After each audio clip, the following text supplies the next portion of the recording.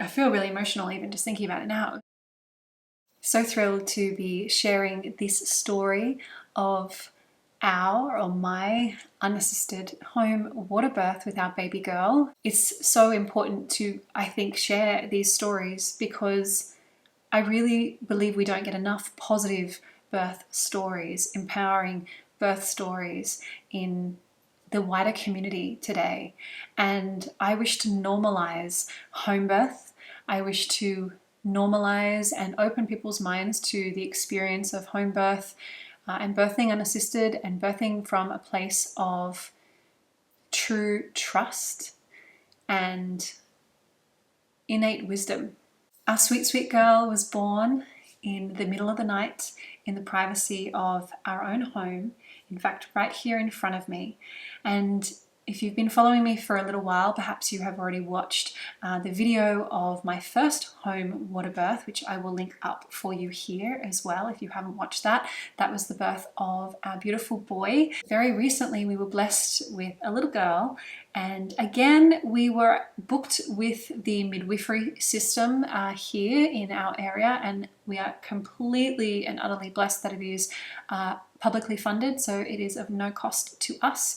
Probably really significantly, not only through the system there is continuity of care with respect to having the same midwife. I was really fortunate to have the same midwife with both of my pregnancies. So that was a real treat. And that in itself put me at a sense of ease and a greater sense of trust. And of course, you know, naturally being a woman who has given birth before and you've had some degree of experience, that in itself, I think, can, particularly if the first birth is a positive birth experience, which mine was, although there was certainly challenges because he was posterior. Overall, all in all, I had a generally, especially statistically speaking, a very positive experience. And so this, I think, really solidified a sense of trust in the birthing process for me, although I certainly felt a great sense of trust in the birth process in itself, which is why I decided to very easily book in for a home birth that first time around. So to give some background context in a nutshell, I have given trimester updates here on my channel. Please feel free to go and watch those. But I did have a low risk pregnancy both times, and I'm generally a very healthy person. I take care of my body, and both pregnancies chose to educate myself with books and content and resources that supported my vision for the birth that I had intended and hoped for. I never did any kind of birth training, if you will, like hypnobirthing or visualizations or like anything at all. Instead, I just knew that I needed to and I wanted to be deeply present. I didn't need a distraction. I even had these wooden combs with me thinking like to help me get through the intensity of contractions. And I tried them and I didn't want them. I let them go. They served no use and no purpose for me. And of course, everybody's different, but this is my personal process. There was no tool I used to get through the birth process, but to go through. The only way out is through. And it was pretty magical. So with this second pregnancy, toward the end, I started having Braxton Hicks contractions. And I say Braxton Hicks because that's how we more commonly know what they are, but I like to call them practice contractions.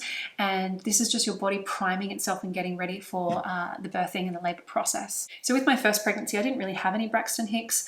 This time around I did, and I had them predominantly in the afternoons. And then, after a few days, I had them in the afternoons and the mornings, and they came on more frequently and more often on the days that I'd been doing a lot more and I probably needed to be more hydrated. But then they began to be afternoons, mornings, middle of the day. So they were building, there was more consistency. And this was over a period of probably 3 to 4 weeks. They were certainly not debilitating, but I noticed them. They would occasionally stop me in my tracks, not because of any intensity, but just to be present with them. And because I hadn't had Braxton Hicks contractions with the first pregnancy, I didn't really understand or know to what extent they would then just move into full labor.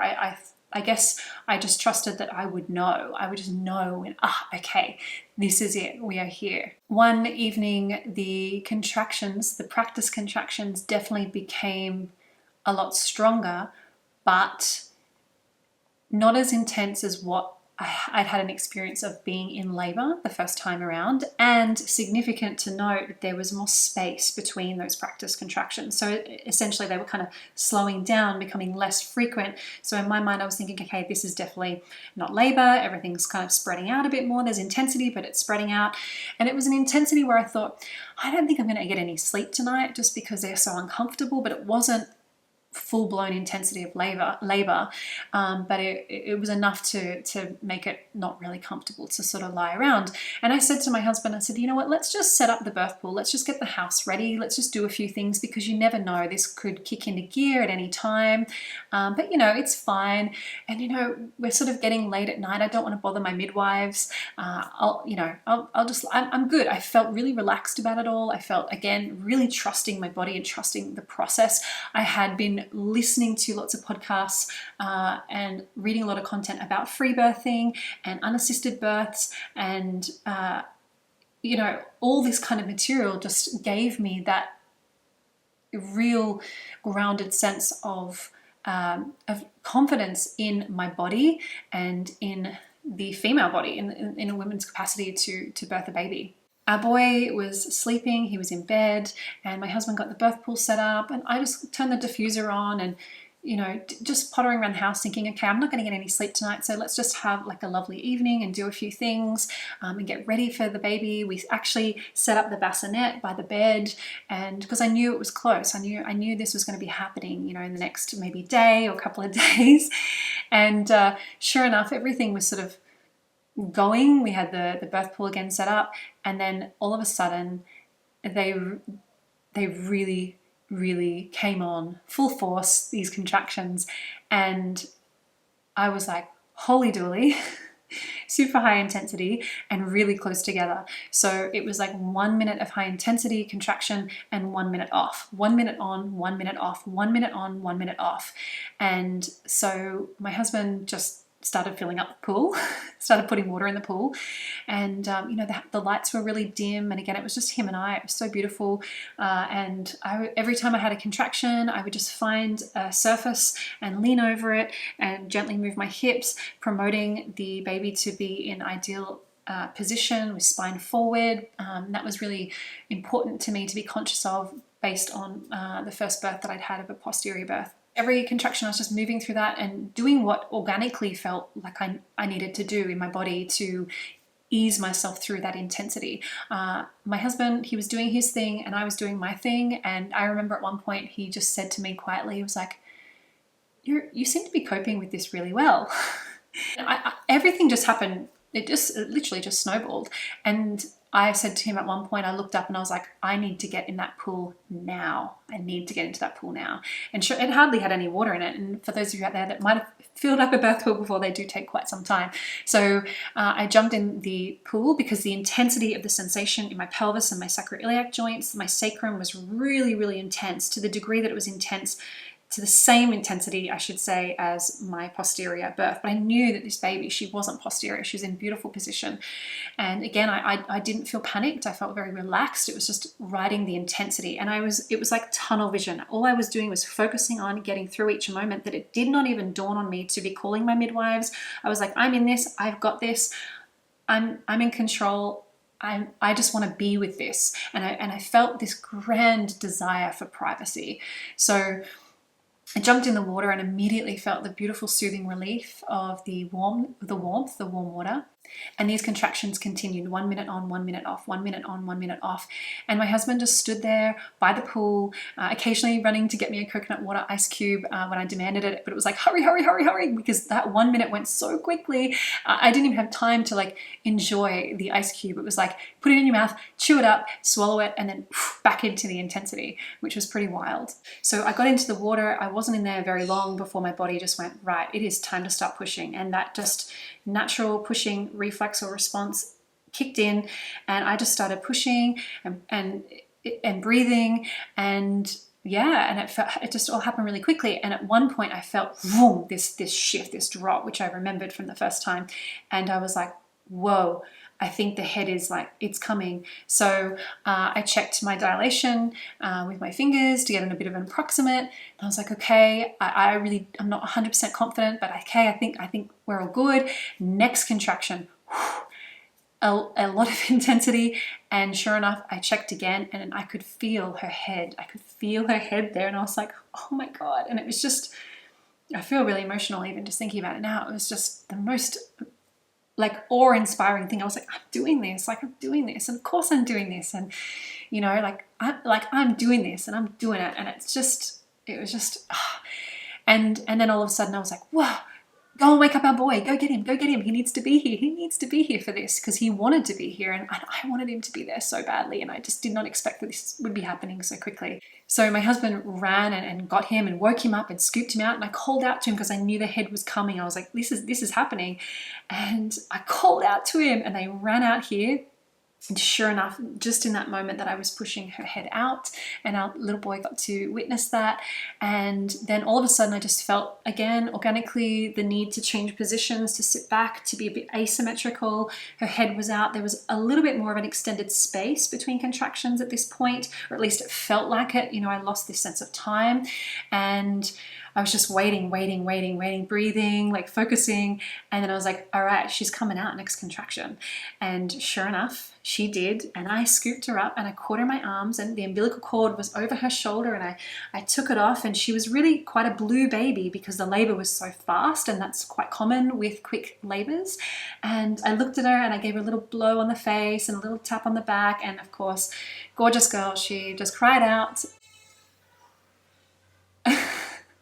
You might be able to hear her right now. All right, we're back. And here she is, our baby girl. And she's got the all-attractive Australian mullet going on here at the back. She was born with a full head of beautiful brown hair. She's just woken up from a little sleep. So, yes, wow. So that was it. And after she was born, I was just sitting back relaxing, and my husband said, so do you think we should call the midwife? And I was like, yeah, we should. And funny story, he rang our midwife, and it diverted to the midwife that was on night duty, and she could obviously hear a baby crying in the background. And my husband was like, okay, my wife's just had a baby. And the midwife was so confused, being woken up in the middle of the night and hearing a baby cry. She thought it was someone calling for a postnatal, I don't know, problem or checkup. And he had to explain, like, no, like, there's a baby here, so can you come? And sure enough, she was here within like 8 minutes. And I was really grateful that she was here and my midwife came. So the midwife on night duty came and she called my midwife. And so they were both here really quickly. And we just waited for them, snuggled up on the couch with warm towels, keeping her nice and cozy. And it was so lovely to have them come and just, you know, check that she was all right and do all the things. And I could just kick back and relax, because I got to this point where I was like, I'm going to be losing a whole night's sleep again with this birth. So I'm kind of at a point in my life where I don't really thrive losing sleep. So I really wanted them to be there. I wanted to share it with them, and it was really wonderful because they respected my wishes to have a physiological birth of my placenta, so the last stage of labor, and so birthed that all naturally. And yeah, so that was special. And we got to sit on the couch and we looked at the placenta, we got to check it out, took some photos of it, and got some photos together as a family. And yeah, that's it, you know. And it feels like I have more to say, but yet the beauty and simplicity of having this experience, birthing in the privacy of my home, in the darkness of the night, with my husband and my boy only, and it was just magic. And I know that there's many people out there that would say, oh, you were lucky. And look, I think that this could be a whole other video in itself, but I think that women need to trust themselves and the process of birth more greatly. And it's not the fault of us as women, it's the fault of a system. And there are some wonderful obstetricians, there are certainly many wonderful midwives, and birthing in the system, regardless if it's a home birth in the system or in the hospital system, private health system, there come there is definitely greater risks of intervention, statistically speaking, certainly less if you are at home. And my choices are not coming from a place of ignorance. They're coming from a great place of trust, and certainly research and education, and seeking out the information that I know, again, will support my vision for the most natural, physiological, effortless, beautiful, as nature intended experience as possible. And I wanted that not only for myself, but to show others that it is possible. So if you're watching this video and you've never had a baby and you know you will one day, or perhaps you have and you didn't have the experience that you wanted, know that this is possible for you. It's about finding the right tools, the right people, and the right resources to certainly get you there. And thank you so much for watching. Milkies, milkies, milkies, milkies, milkies.